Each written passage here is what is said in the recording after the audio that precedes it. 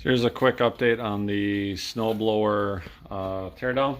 I got that side there is, you can see that's free. The bearing is off, and I'll kind of show how that goes there in a second.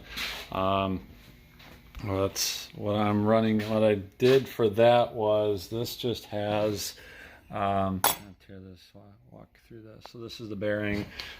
This was sitting on there like that. Thing that's kind of new to me is you can see that's eccentric, and so this little collar sits on there, and it's got a I see that's also eccentric, so these kind of line up, so this would go in there like that, and you just kind of twist it, and I guess it just kind of jams itself in there. There's a set screw there, and there's another hole there, so what I ended up doing was just taking a punch and a hammer.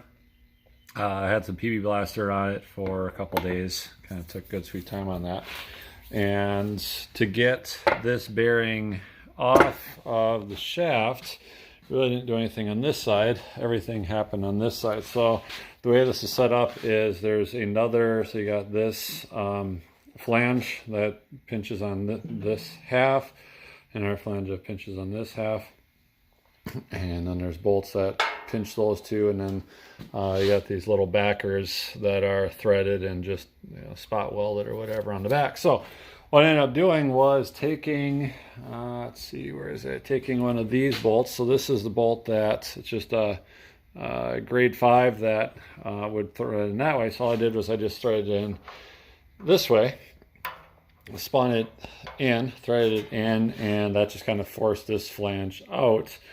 And what I was hoping would do is that it would force this flange, it would kind of press this bearing off of here.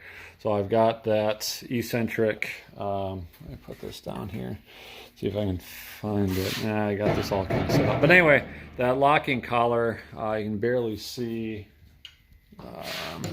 This one right here is loose. It is right now, but it's not locked in right now, I can tell you that. But anyway, so that's what I'm working on. What I did was threaded those in this way.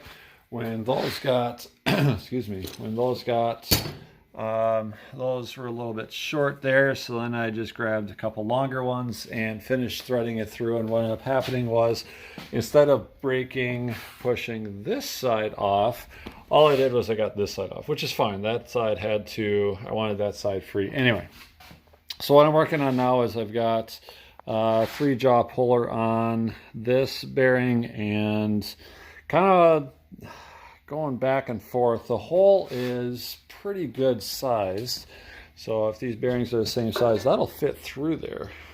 Okay, that'll so I guess what I'm thinking over is if I really want to just cut this, take a grinder to this, replace it. That's not too big of a deal. I think that'd be nice to have those new and clean, and probably going to replace the bearings anyway. But I guess I'm a little bit hesitant to do that. I'm not really in a rush to do it, so I still have this on there. I'm probably not doing the bearing any favors, but I kind of soaked it pretty good.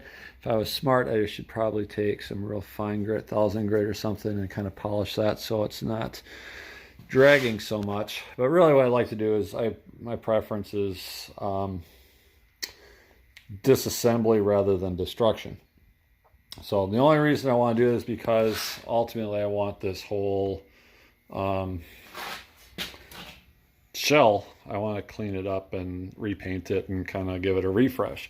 Really isn't anything wrong with it necessarily. The bearings aren't great, but there's no slop in them. They kind of grind just a little bit, but I don't know.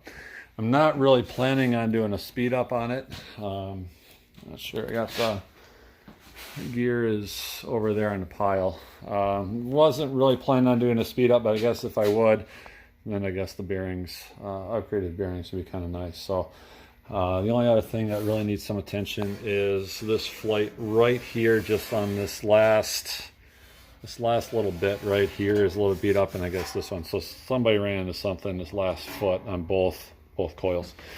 So anyway, that's where we're at. We got everything else off of here. Getting the snap ring was just massive. I mean, it's that big. It's almost, I don't know, 2 inches or so. So that was a little bit of a pain. Still kind of mulling over or filling in that slot there, just because I really don't need a mechanical float on here. It would just be hydraulic float, because I have hydraulic float. So anyway, that's just a little bit of an update of where we're at. Tons of grease in here, so no rust. No rust in there, but a little bit of rust in here, just kind of surface rust. I was looking online, some other forums. A lot of them, I realized, a lot of them got really banged up in this corner, either running into curbs or whatever. So this one's kind of got, you can see that.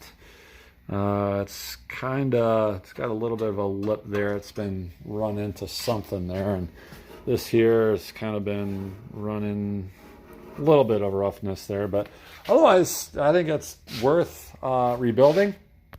The driveway is asphalt, so it doesn't really matter if there's no, the later ones, there would be a shear pin over here. So it's a little bit simpler. It's all just one thing, just a shaft that goes into the bearings. There's no, I guess, relief point where if you run into something solid, the belt's going to slip, I hope. Otherwise, you don't really want to blow up the gearbox. So anyway, that's where we're at. We'll see if we get anything else done today. Got a couple other things on the list, and it's a beautiful day.